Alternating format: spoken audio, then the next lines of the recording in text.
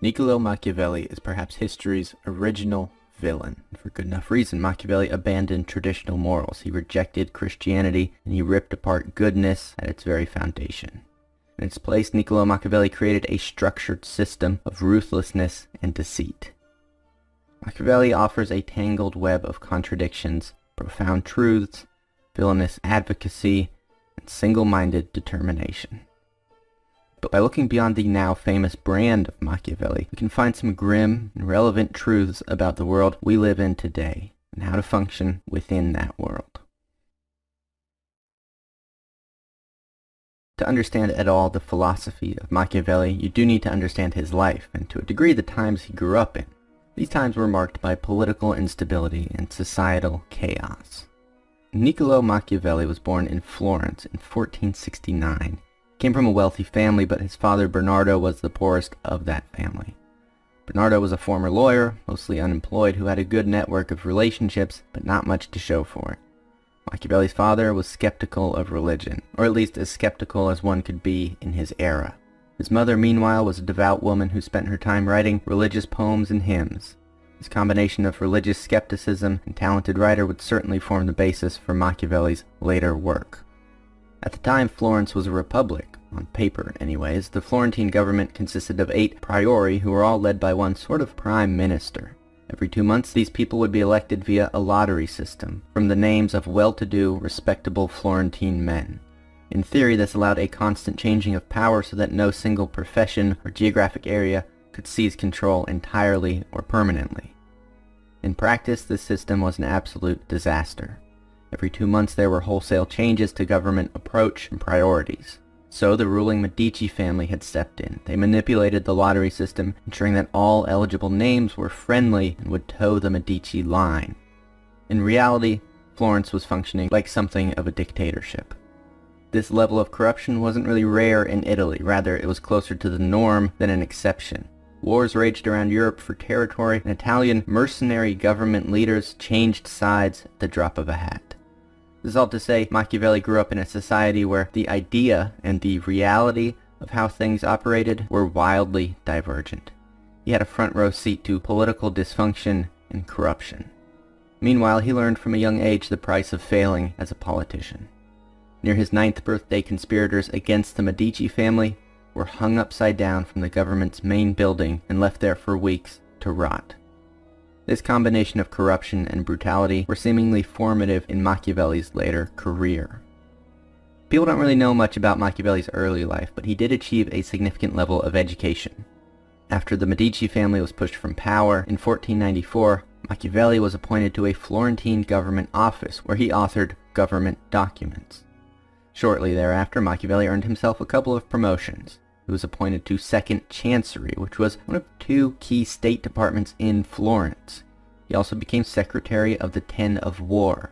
This was a committee that dealt with foreign relations and war preparations. Machiavelli was just 28. To this day, no one knows how he earned such high posts at such a young age. There are no documents or records to indicate any special experience that would have deserved these promotions. People often downplay Machiavelli as a failed politician, which perhaps later will be true, but isn't entirely correct. For over a decade, he was Florence's top diplomat. While his work did not produce any truly remarkable results, this was probably through no fault of his own. Florence was the weakest of the main Italian states during a truly tumultuous period.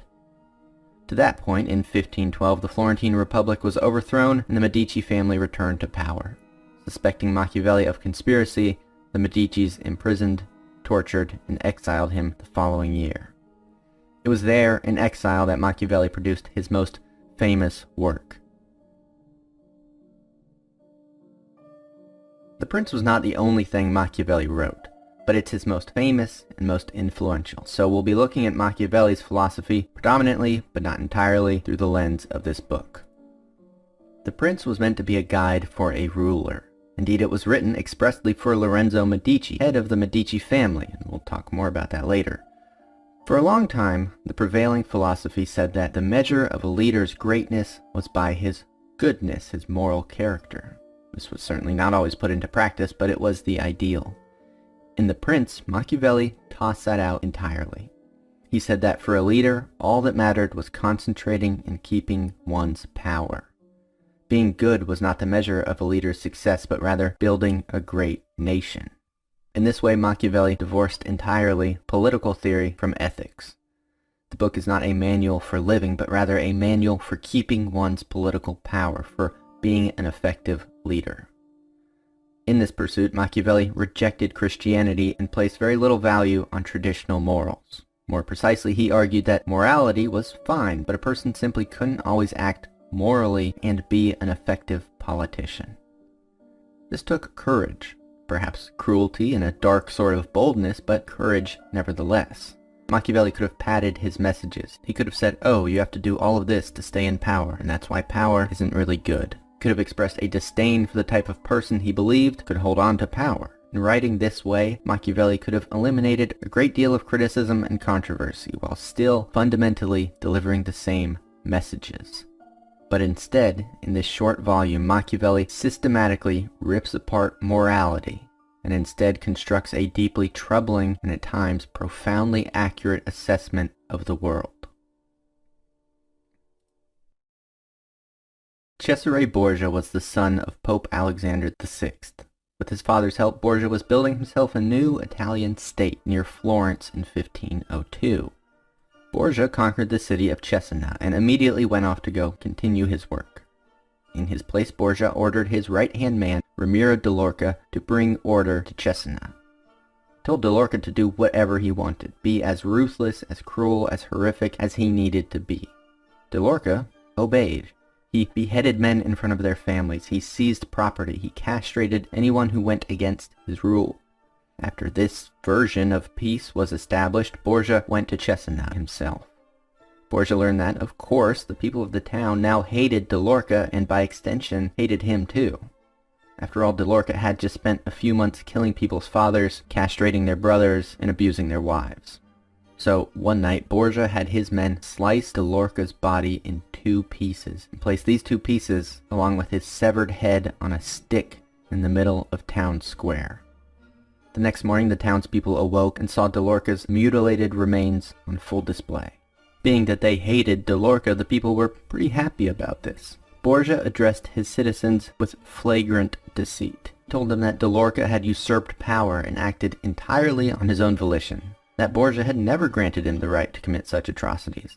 He said that de Lorca was a savage, sadistic psychopath. Borgia told the people that he had saved them from this monster, and that de Lorca's level of cruelty and disobedience simply couldn't be allowed in the great society that he was trying to build. It was a ruthless, severe, and underhanded double cross from Borgia, committed against one of his closest comrades. Throughout The Prince, Machiavelli expresses a deep admiration for Cesare Borgia. He exalts Borgia as basically the ideal leader. You see, Machiavelli believed that goodness was fine, it was great to be good even, but you could not be an effective leader and be good all of the time. For Machiavelli, politics was an unending knife fight. It inherently required ruthlessness. He says a leader cannot always be compassionate, loyal, humane, and honest, because the very nature of the role requires you to be cruel, disloyal, inhumane, and dishonest. When Machiavelli presents the question, should one be loved or feared, his answer is revealing. He says that it would be great to be both, but they don't always go together, and broadly, it's safer to be feared rather than loved. Machiavelli says people are unreliable. Some are cowards, some lie, some can be bought.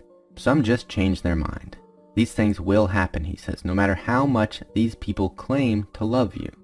But fear, Machiavelli argues, that is permanent. Punishment is a tangibly threatening thing that keeps people permanently in line. You can get over love. You can change your mind. It's much more difficult to get over fear. Indeed, Machiavelli argues that you can't control what or how people love, but you can control what they fear. It's a fine line, though. Fear is good, but Machiavelli maintains that a leader should never, for any reason, be hated. Hatred of a leader, he said, is what inspired assassinations and conspiracies. If you have to engage in violence, if you have to be cruel, do it quickly and do it quietly so as not to create hatred amongst your people. Be loved when possible, be feared when not. but never ever be hated. That was a successful politician for Machiavelli. Niccolo Machiavelli was also happy to cast aside honesty. He recognizes that it's admirable to be honest, sure, but he argues it's simply not effective. By outwitting one's opponents, Machiavelli said, the cunning leader is more effective than the honest leader. He says that it's okay to lie, to go back on your word, to deceive people, or even stab them in the back. Circumstances change, and so must your commitments. It's not ethical, but this is what it takes to maintain power and build a great nation. Machiavelli argues that people will lie to you, so what obligation do you have to be truthful to them? In being honest, you're giving your opponents an advantage. You're refusing a weapon that you know they will have. This disregard for honesty expresses itself further. While Machiavelli maintains that you don't really need to have virtuous qualities, the great leader needs to appear to have them. You see, Machiavelli says it takes two things to win the people's adoration: appearances and results.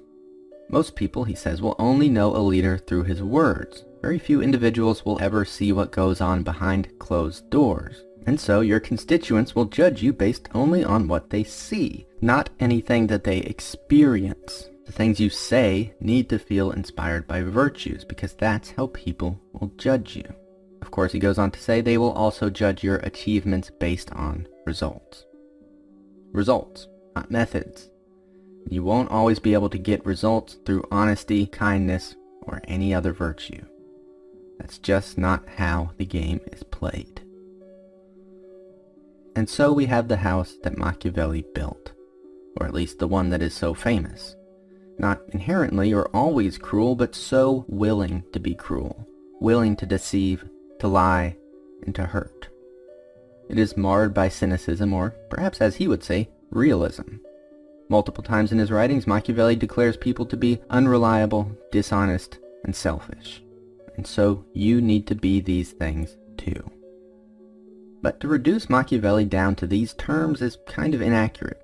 You see, among his writings, there are profound truths, perhaps worryingly profound.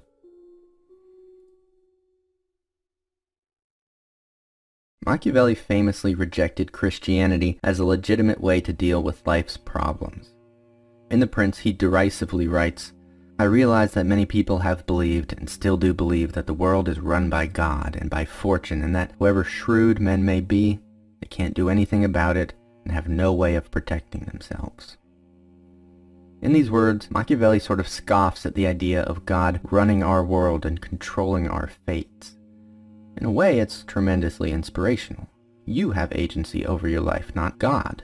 Now, go do something with that agency. As ever, Machiavelli takes a practical approach. His approach to not just politics, but life itself, is a battle between virtu and fortuna. Throughout his book, The Prince, Machiavelli relies on the concept of virtu. Of course, the word itself brings to mind virtue, but that would be an incorrect translation. Machiavelli wasn't interested in the simple dichotomy of good and evil, but rather the pursuits of success over failure and the need for strength over weakness. Really, there's no great single-word translation for the idea of virtu. Prowess comes to mind, as does strength of character. But virtu is perhaps any trait that allows you to achieve your desires. It could be talent, boldness, bravery, will, cunning, intelligence, or any number of other specific skills. Broadly, it is something that inspires a sense of agency. With virtu, you can be truly great.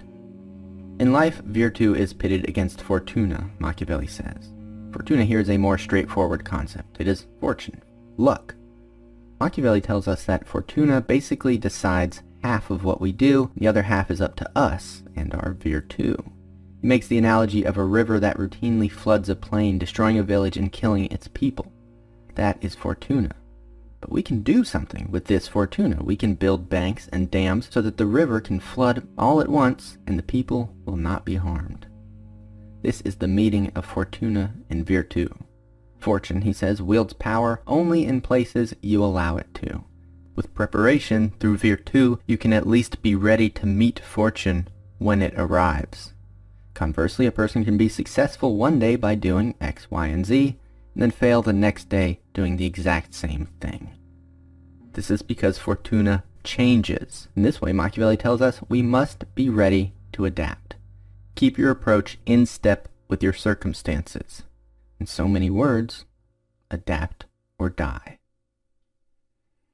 Niccolo Machiavelli believed there was a beast within man, that beneath whatever morals we espouse or even act out, there is something else within us. There's an animal that wants nothing more than to fulfill desire and will do anything it must to achieve these ends. Perhaps he was ahead of his time. The psychologist Carl Jung would later refer to something like this as the shadow, while Freud may consider it the subconscious. Much like these men, Machiavelli insisted that we don't suppress this beast, nor do we let it take control, but we must instead learn how to work with it. Be ethical, be kind, and be just whenever you can. But in the pursuit of a goal, be like the beast. Be like the lion who can scare away hyenas. Be like the fox who is too cunning to fall into traps. Playing by the laws, morals, and methods of man will only get you so far. Machiavelli offers profound insight when he discusses another dichotomy, the way the world should be versus the way the world is. This insight, I feel, is perhaps the most chillingly accurate in all of his writings. He says there is an enormous, glaring gap between these two things. If you conduct yourself in a way that is in accordance with what the world should be rather than the way that it is, you are authoring your own destruction. Machiavelli basically says the world is not a utopia. There's goodness in it, but it is not wholly good. There are traps, lies, and threats. You need to be wary of these things. You need to function in a way that provides resilience in the face of these realities. Live in accordance with how the world is, not how you think it ought to be. This, I think, more than categorizations of villainy or evil, gets to the core of the Machiavellian philosophy. Still, for all his insights, when we try to put Machiavellian principles into practice, we do run into some problems. Machiavelli wrote The Prince as a gift to Lorenzo Medici, the head of the Medici family. It was an attempt to earn Medici's trust and favor and basically get himself a job. Mind you, Machiavelli did this after the Medicis had him imprisoned, tortured, and exiled. Machiavelli never got his job. Lorenzo probably never even read The Prince. But even if he had, I think Machiavelli still wouldn't have gotten the job. Of all people, Machiavelli should have understood that his ideas, or maybe just publishing them, could fuel only an author's career, not one of a politician. Machiavelli's work is self-defeating. Look at the things he advocates for: deceit, backstabbing, cruelty, opportunism. Why would you ever want this man in your inner circle? How could you willingly invite him into any meaningful position? Machiavelli's principles, when broadcast anyways, become incredibly antisocial and perhaps even counterproductive. At the very least, Machiavelli sacrificed himself to espouse his ideology. Who would read The Prince and want to be anywhere near Niccolo Machiavelli? Well, the answer to that was demonstrably no one. You could argue that you'd rather have him on your side than the other guys. But while not an entirely failed politician, Machiavelli never rose to any significant positions of power. He never drafted any constitutions, he never led any revolutions, and he was never in charge of any cities or countries. For all of his theorizing, Machiavelli never seemed to put his ideas into practice with huge efficacy. Indeed, there are no records of him ever doing anything that was Machiavellian.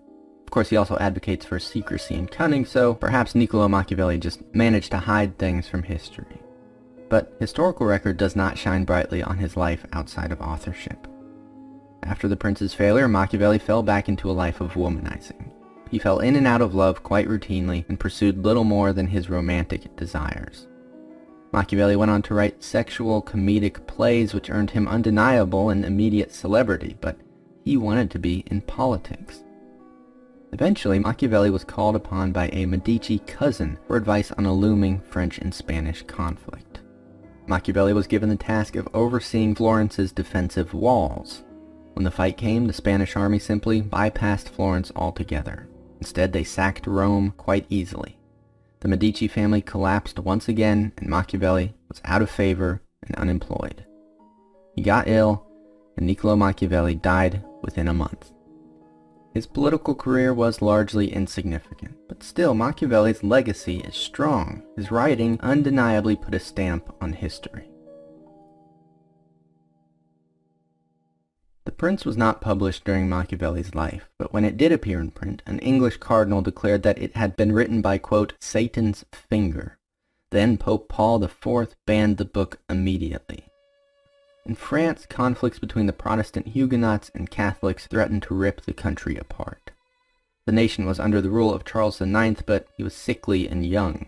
In reality, his mother, Catherine Medici, was the one pulling the strings. His mother, who was an Italian, Florentine, and the daughter of Lorenzo Medici, the very man to which the prince had been originally dedicated. In the St. Bartholomew's Day massacre of 1572, thousands of Huguenots were murdered and Catherine was held to blame. One would have been victim, Innocent Gentillet, escaped and wrote a work that firmly established Machiavelli as a villain in history.